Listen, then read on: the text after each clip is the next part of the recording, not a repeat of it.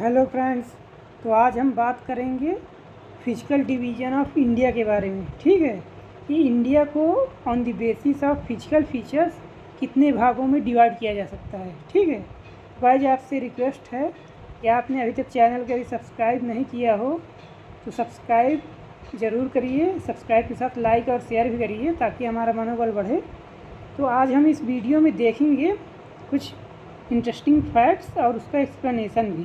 ठीक है, तो यदि हम बात करें physical division of physiographic division of India के बारे में, तो इसको बेसिकली 6 पार्ट्स में डिवाइड किया जा सकता है। ठीक है, तो पहला हो गया हिमालयन रेंज। ठीक है, दूसरा है नॉर्दर्न प्लेन, फिर है थॉर डेजर्ट, फिर इसके बाद है पेनिनसुलर प्लेटू रीजन, फिर आइलैंड्स, और आइलैंड्स में अंडमान निकोबार और ये लक्षद्वीप, ये दोनों आ जाएंगे। ठीक है, और फिर है कोस्टल प्लेन। तो इस तरह टोटल 6 पार्ट्स में हम इसको डिवाइड कर सकते हैं। ठीक है, on the basis of physical features. और यदि हम बात करें इंडिया का डिवीज़न मतलब कि नेचुरल डिवीज़न ऑफ इंडिया की बात करें तो इसको बेसिकली 4 पार्ट्स में डिवीज़न किया जा सकता है। इसको हमने पिछले वाले वीडियो में भी देखा था। Northern mountainous region, large plains, peninsular plateau, coast and islands. ठीक है गाइस, अब यदि हम बात करें इसमें बेसिकली कि इंडिया बना कैसे, तो यहाँ पे हम बहुत ज़्यादा डिटेलिंग में तो नहीं जाएंगे। हम इसको देखेंगे वहाँ पे कॉन्टिनेंटल जब थ्योरी जब पढ़ेंगे आगे तो उसमें देखेंगे। लेकिन आपके यहाँ पे हम देख रहे हैं फिजिकल डिवीज़न ऑफ इंडिया, तो इसलिए थोड़ा सा इसको बताना ज़रूरी हो जाता है। तो ये इसका जो कि इंडिया कैसे बना। ठीक है, इंडिया जो अभी करंट में जिस पोजीशन में है, ये यहाँ पे इंडिया कैसे आया, तो इसके बारे में यदि हमको जानना है तो हमको पैलियोमैग्नेटिक थ्योरी के बारे में थोड़ा सा पता होना चाहिए। और ये थ्योरी बेसिकली जो है पैलियोमैग्नेटिक थ्योरी, ये बेसिकली थ्योरी का यूज किया जाता है for the study of record of earth magnetic field. ठीक है, और for the location of tectonic plate. ये जो टेक्टोनिक प्लेट थ्योरी है, ठीक है, टेक्टोनिक प्लेट थ्योरी या सी फ्लोर स्प्रेडिंग थ्योरी जो है 1950 में आई थी। इन दोनों थ्योरीज को मिला करके आगे चल के हम देखेंगे कि माउंटेन्स कैसे बने और ये जो आपके वोल्केनोज हैं ये कैसे बनते हैं, अर्थक्वेक कैसे आते हैं। तो इसका सब हम गहनता से इसमें स्टडी करेंगे। ठीक है, आगे के वीडियोज़ में। तो अभी हम बात करेंगे करंट पोजीशन जो इंडिया किस समय है। अभी जहाँ पे इंडिया है एशिया से कनेक्टेड है, तो आखिर कैसे आया तो उसके बारे में हम देखते हैं। तो अराउंड 200 मिलियन ईयर्स एगो, ठीक है, 200 मिलियन ईयर्स एगो हमें पता है कि गोंडवाना लैंड था। गोंडवाना और लॉरेशिया 2 लैंड मास थे। ठीक है, तो जब गोंडवाना टूटा 200 मिलियन से गो, तो इंडियन लैंड मास मूव किया नॉर्थवर्ड में। ठीक है, और इसी समय ही विंध्यन और वेस्टर्न घाट एमर्ज हुए। तो हम देखें कि आखिर ये कौन सी बला है गोंडवाना लैंड, ये कौन सा था। तो इसके बारे में थोड़ा फिगर देखते हैं तो उससे आपको आसानी से समझ में आएगा। ये देखिए, देख रहे हैं आप लोग, ये गोंडवाना लैंड मास था और ये लॉरेशिया था। ठीक है, ये 2 लैंड मास थे पहले स्टार्टिंग में। तो ये 2 लैंड मास थे और ये टेथिस सी था। तो 200 मिलियन ईयर से गो जब ये गोंडवाना लैंड मास टूटना शुरू हुआ, तो गोंडवाना लैंड मास के कई टुकड़े हुए, जैसे Africa, south America, Australia, India, Indian plate. ठीक है, तो अब देखिए कि इसके कौन कौन से टुकड़े हुए, इसका मूवमेंट कैसे शुरू हुआ। तो इसके लिए हम अगले फिगर में देखते हैं। ये देखिए, आप इसमें देख पाएंगे कि ये पूरा जो है आपका ये है गोंडवाना लैंड मास। ठीक है, और गोंडवाना लैंड मास के पार्ट्स कौन कौन से हैं, तो इसका अफ्रीका हो गया, साउथ अमेरिका हो गया, अंटार्कटिका जो ग्लेशियर जो कोल्ड रीजन है अंटार्कटिका पे, ऑस्ट्रेलिया और इंडिया। ठीक है, तो कई बार क्वेश्चंस में ये भी पूछता है कि गोंडवाना लैंड मास के कौन से कॉन्टिनेंट पार्ट्स हैं, तो इसको भी याद रखिएगा। यहाँ पे आप देख पा रहे होंगे ये लॉरेशिया जो है और ये गोंडवाना, इनके बीच में यहाँ पे टेथिस सी है, ठीक है, टेथिस सी। तो जब 200 मिलियन ईयर्स एगो जब ये टूटना शुरू होता है गोंडवाना लैंडमास डिफरेंट पार्ट्स में, तो हो जब काफ़ी समय बीत जाता है तो अराउंड 70 मिलियन ईयर्स एगो, ठीक है, इंडियन प्लेट मूव करना शुरू करती है नॉर्थवर्ड, ठीक है। देखिए इसको दूसरे फिगर्स देखते हैं, ये देख पा रहे हैं आप, ये है देखिए अराउंड 70 मिलियन ईयर्स एगो ये इंडियन प्लेट जो है मूव कर रही है नॉर्थवर्ड, और फिर अराउंड 50 मिलियन ईयर्स के आसपास ये यहाँ पहुँच जाती है मिड में, और फिर अब जो अभी इस समय आप देख पा रहे हैं तो इंडिया यहाँ पहुँच जाती है, ठीक है, अराउंड 10 मिलियन ईयर्स के आसपास। ये जो इंडियन प्लेट है ये यूरेशियन प्लेट से, ये जो पूरा आप देख रहे हैं ना यूरोप और एशिया का जो मैप देख रहे होंगे अभी, तो इसको पूरा यूरेशियन प्लेट बोलते हैं, और ये इंडियन प्लेट था जो अब इससे आके टकराया। तो इंडिया और इंडियन प्लेट और यूरेशियन प्लेट के बीच में टेथिस सी था, आपने देखा होगा, मैंने दिखाया था आपको ये पिछले वाले में। ये देखिए ये आपका है पूरा ये यूरेशियन प्लेट, ठीक है, और ये है आपकी इंडियन प्लेट। जब इंडियन प्लेट मूव की तो जो यहाँ पे टेथिस सी था तो ये बेसिकली क्या है, यहाँ पे आपको हालांकि बहुत समझ में आएगा नहीं, क्योंकि ये है कॉन्टिनेंटल ड्रिफ्ट थ्योरी और ये सी फ्लोर स्प्रेडिंग थ्योरी से क्लियर होता है कि हिमालय बना कैसे, हिमालयन माउंटेन। तो मैं अब आपको बता रहा हूँ कि हिमालयन माउंटेन बने कैसे। तो जब इंडियन प्लेट ने यूरेशियन प्लेट से टकराने की कोशिश की तो बीच में ये आई टेथिस सी आई, ठीक है। ये Tethys see basically oceanic plate है, दो तरह की प्लेट होती है, प्लेट तीन तरह की होती है, कॉन्टिनेंटल प्लेट, ओशियानिक प्लेट और ट्रांजिशन प्लेट, ठीक है।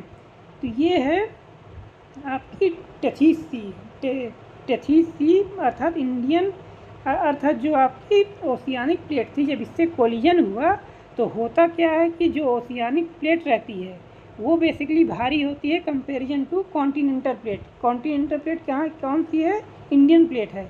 तो ओशियानिक प्लेट सबडक्ट हो गई, उसमें डूब गई, ठीक है। अब फिर जो इंडियन प्लेट थी जो इंडिया करंट में था, तो ये जाके उसका टेथिस सी का प्लेस ले लिया, लेकिन जो टेथिस सी में जो अवशिष्ट पदार्थ थे वो धीरे धीरे आफ्टर मिलियंस ऑफ ईयर्स बाद वहाँ पे धीरे धीरे करके एक फोल्डिंग माउंटेन बन गया, जिसको आपकी बोलते हैं हिमालयन माउंटेन रेंज, ठीक है। तो इस तरह करके हिमालयन माउंटेन बना। इसको और भी अच्छी तरह से हम लोग समझेंगे, अभी तो मैंने आपको बता दिया जनरल अंडरस्टैंडिंग के लिए यहाँ पे इसका जिक्र हुआ। तो जब हम पढ़ेंगे कि माउंटेन्स कैसे बने और ये आपके वोल्केनोज ये सब कैसे बने, तो उस समय भी हम इसको भी देख लेंगे कि फोल्ड माउंटेन, ब्लॉक माउंटेन का कैसे फॉर्मेशन हुआ, तो उसको हम देखेंगे, ठीक है। तो अभी आपको समझ में ना भी आया हो तो कोई दिक्कत नहीं है, आप परेशान मत होइएगा। चलिए आप हम बढ़ते हैं अपने प्रीवियस वाले पेज में। अब ये देखिए यहाँ पे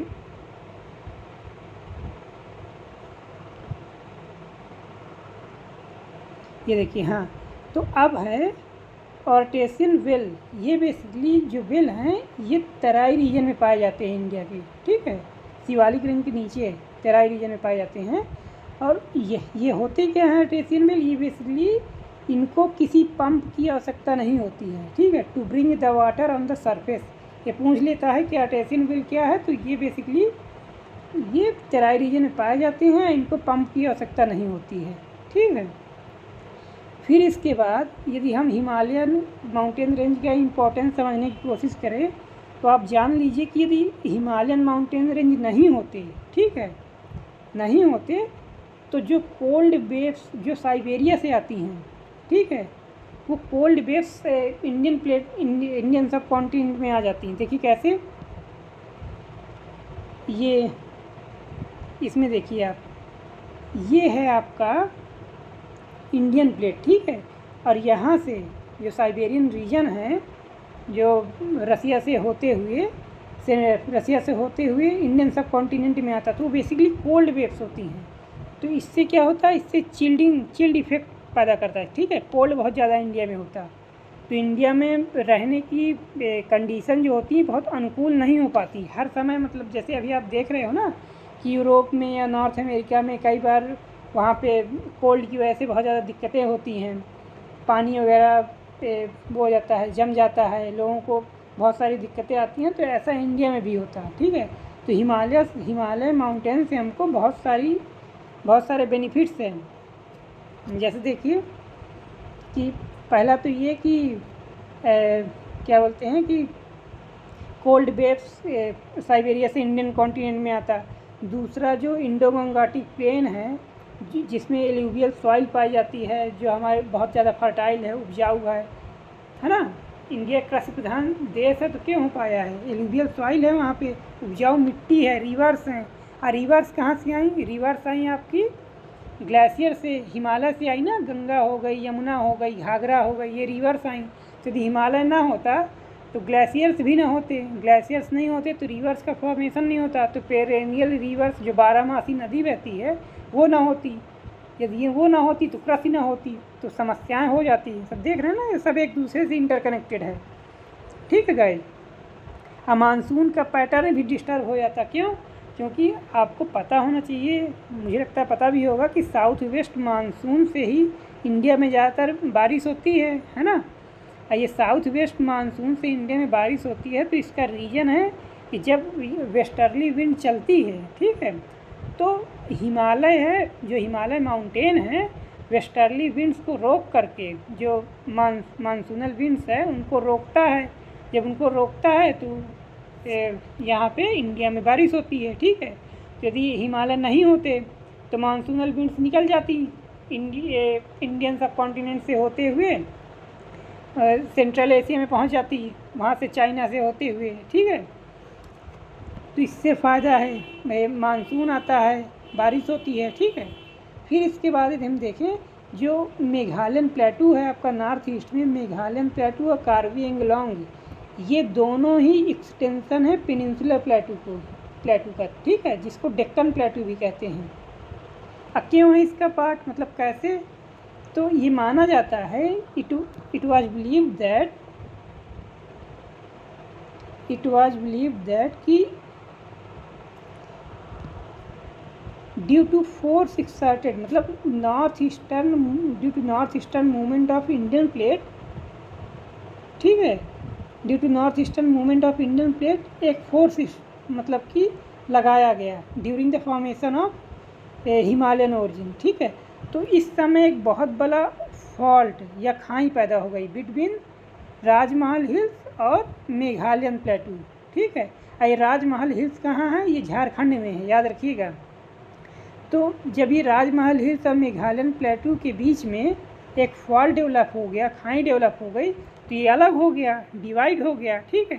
तो अब इसको मेघालयन प्लेटू को और कार्बी एंगलोंग को वो पेनिनसुलर इंडिया से कनेक्टेड तो नहीं है, ठीक है, लेकिन ये माना जाता है कि इन पास्ट ये था, कनेक्टेड था, ठीक है। अब इसके बाद देखते हैं कि इस समय जो हिमालयन माउंटेन रेंज है, जो तिब्बतन प्लेटू है, ठीक है, इन दोनों का फॉर्मेशन हुआ as a result of collision between Indian plate और यूरेशियन प्लेट। हमने इसको पहले आपको समझा दिया है पहले वाले पेज में, ठीक है। अब इसके बाद देखते हैं कुछ फैक्ट्स है, इसको पूछ लेता है बेसिकली, ये पूछता है कि इंडिया का कौन सा प्लेटू है जो सबसे ओल्डेस्ट है। तो इंडिया का ही नहीं ओल्डेस्ट है, ये one of the oldest of the world है ये प्लेटू जो है, पेनिनसुलर प्लेटू, ठीक है। अब मैथ्स कॉलम में कई बार पूछ लेता है या इंडिविजुअली भी पूछ लेता है कि डेक्कन ट्रैप का फॉर्मेशन कब हुआ, ओरिजिन कब हुआ, तो ये क्रिटेशियस इओसीन में हुआ, ठीक है, ये एक एरा है, पीरियड है। और फिर वेस्टर्न घाट का फॉर्मेशन लेट सेनोजोइक पीरियड में हुआ, अरावली माउंटेन का फॉर्मेशन हुआ प्री कैम्ब्रियन पीरियड में, और नर्मदा तापी एलुवियन जो डिपोजिट्स है, नर्मदा तापी क्या है, रिफ्ट वैली है, तो यहाँ पे जो एलुवियल सॉइल का डिपोजिशन हुआ वो प्लीस्टोसिन पीरियड में हुआ, ठीक है गाइज। अब इसके बाद देख लें हम यहाँ पे कि जो राजस्थान डेजर्ट या थार डेजर्ट है उसको बेसिकली मानते हैं कि ये प्लीस्टोसिन की समय का विस्तार है, उस समय विस्तार जो हुआ, जो डिपोजिशन हुआ, उसी से थार डेजर्ट बना, ठीक है। अब ये भी माना जाता है कि थार डेजर्ट बेसिकली एक समय था कि यहाँ पे ये सी एरिया था, ये सी का पार्ट था, लेकिन मिलियंस ऑफ ईयर्स एगो जब सी समुद्र जो रिसेस किया तो यहाँ पे डेजर्ट हो गया, ठीक है। तो ये एक्सपेंशन है, ये हुआ कब था, ये प्लीस्टोसिन पीरियड में हुआ था। अब इसके बाद देखते हैं अगले फैक्ट की ओर कि कूटानाडु, कूटानाडु एक जगह है, इसको कूटानाड भी बोलते हैं, जो केरला में है। ये लोवेस्ट एल्टीट्यूड ऑफ इंडिया है, याद रखिएगा, ठीक है। और ये कितना लोवेस्ट है, ये अराउंड 2.5 मीटर से 4 मीटर बिलो सी लेवल है, ठीक है। और इसको राइस बाउल ऑफ केरला भी बोलते हैं। फिर इसके बाद यदि हम देखें कि reverse originating from the Himalayas, जो हिमालय से जो रिवर्स ओरिजिनेट होती हैं वो पेरेनियल होती हैं, मतलब 12 मासी होती हैं, ठीक है, याद रखिएगा। क्यों होती हैं, क्योंकि जो इनका जो सोर्स होता है, जो ओरिजिन होता है, वो लोकेटेड है हिमालयन ग्लेशियर्स में। अब देख रहे हैं इसका इम्पोर्टेंस, मैंने बताया था ना आपको कि यदि हिमालय माउंटेन ना होता तो रिवर्स ना होती, जो 12 मासी रिवर्स हैं। तो यही सब इसके बेनिफिट्स हैं हिमालयन माउंटेन के। फिर इसके बाद देखिए कि हिमालय को बेसिकली 4 पार्ट में डिवाइड किया जा सकता है on the basis of fold and age. तो पहला है ट्रांस हिमालय, जो कि ओल्डेस्ट हिमालय है। तो इसका फॉर्मेशन हुआ क्रिटेशियस पीरियड में around 40 to 110 million years ago. ये भी पूछ लेता कब निर्माण हुआ, तो याद रखिएगा। फिर है जो ग्रेट हिमालय है, इसका फॉर्मेशन हुआ ओलिगोसीन पीरियड में 25 to 40 मिलियन ईयर्स एगो। और ये भी याद रखिएगा कि यहाँ पे जो इसके जो ग्रेट हिमालय की सेडिमेंट्री रॉक्स हैं, तो इसमें फॉसिल्स मिलते हैं, ठीक है, फॉसिल्स मिलते हैं। तो ये चीज़ याद रखिए, पूछता है, ये पूछा भी गया है ये क्वेश्चन यूपीएससी, यूपीपीएससी और अदर एग्जाम में भी। फिर इसके बाद है कि जो ये मिडिल हिमालय है, जिसको लेसर हिमालय भी बोलते हैं, इसका फॉर्मेशन मिड मायोसीन में हुआ 14 मिलियन ईयर्स एगो, ठीक है।